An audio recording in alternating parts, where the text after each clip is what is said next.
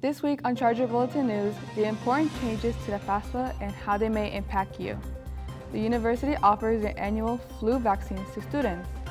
And the Myatt Center for Diversity and Inclusion hosts a celebration for World Gratitude Day, right here on Charger Bulletin News.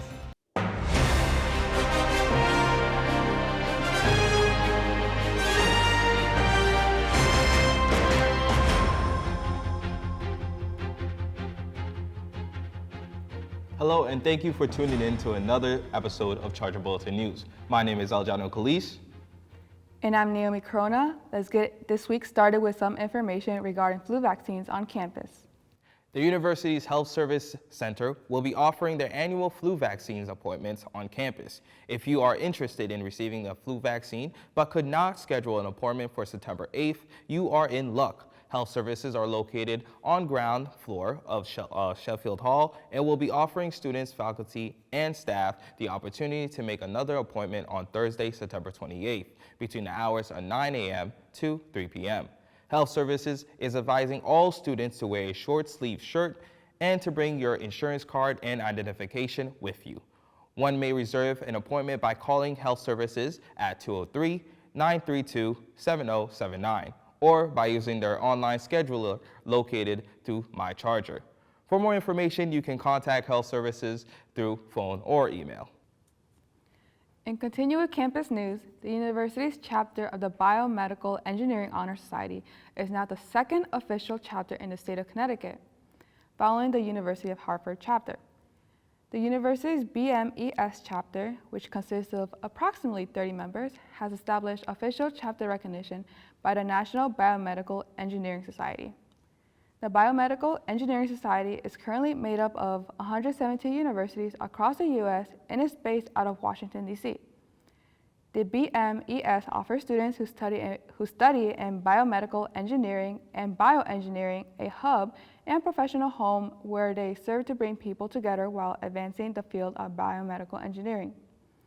The New Haven chapter now offers our students a place to develop their skills within the field while also presenting them with a unique opportunity to network, socialize, strengthen their resume, and take part in many career-enhancing events. The chapter also allows students to participate in competitions on a national level to earn a chance to win awards. In order to gain national recognition, biomedical engineering students at the university established a recognized student organization where they work to recruit and register more students.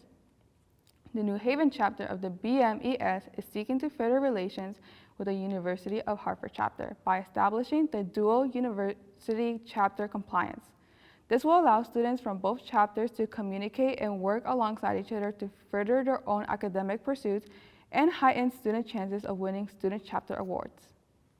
The United States Department of Education announces changes to the 2024 to 2025 FAFSA application after the recent passing of the FAFSA Simplification Act. The FAFSA Simplification Act brings out a plethora of changes to processes and systems used to award students with federal student aid.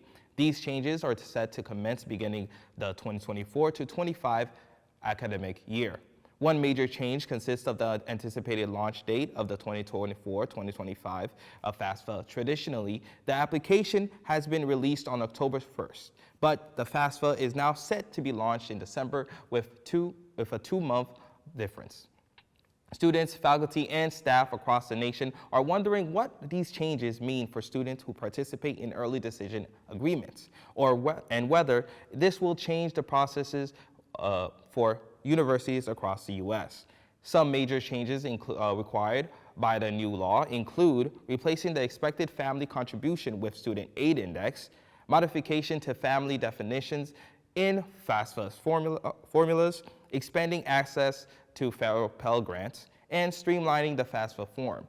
It is important to mention that the overall list of changes made by the Department of Education is not finalized, meaning additional changes may be made as time progresses. Be sure to keep an eye out on your email for additional information sent by the university or stay updated by checking the official federal student aid website. This past Wednesday, September 27th, USGA, GSC, and the Office of the President invited the campus-wide community of the first annual State of the Union address. Charger Bulletin Editor-in-Chief Myatt Center has the story. This past Wednesday, September 27th, the Undergraduate Student Government Association, Graduate Student Council, and Office of the President opened the doors of the Bucknell Theater to host their first annual State of the Union address.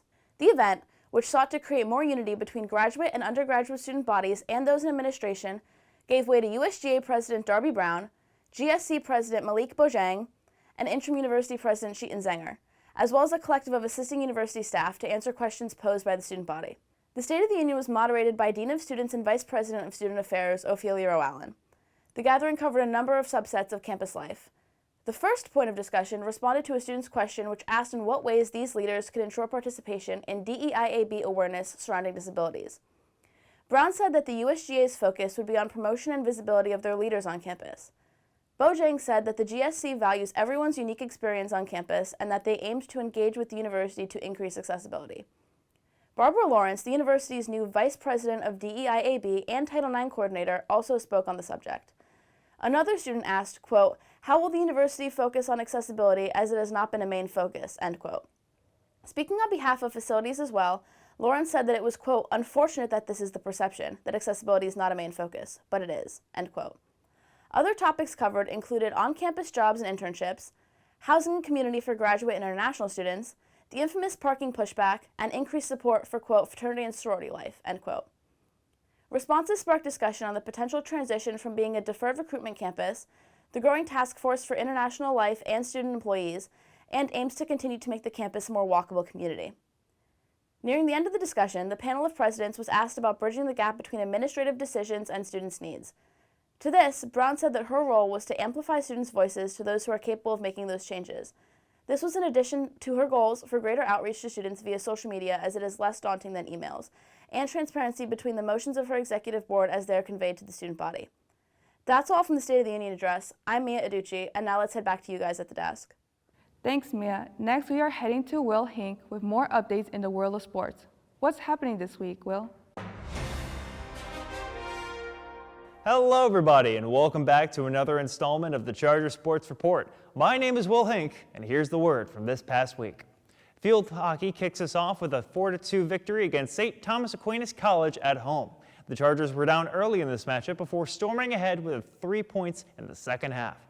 They followed that up with a 3-2 loss in overtime to conference rival Franklin Pierce and a 5-1 loss to Assumption. As of now, they sit at 12th in the conference with a 2-3 in conference and 2-6 overall record. New Haven women's volleyball had a series at home starting with 2 3-0 sweeps over Felician at SCSU. They lost the match at East Stroudsburg, but not without a fight as they pushed to a 3-2 finish.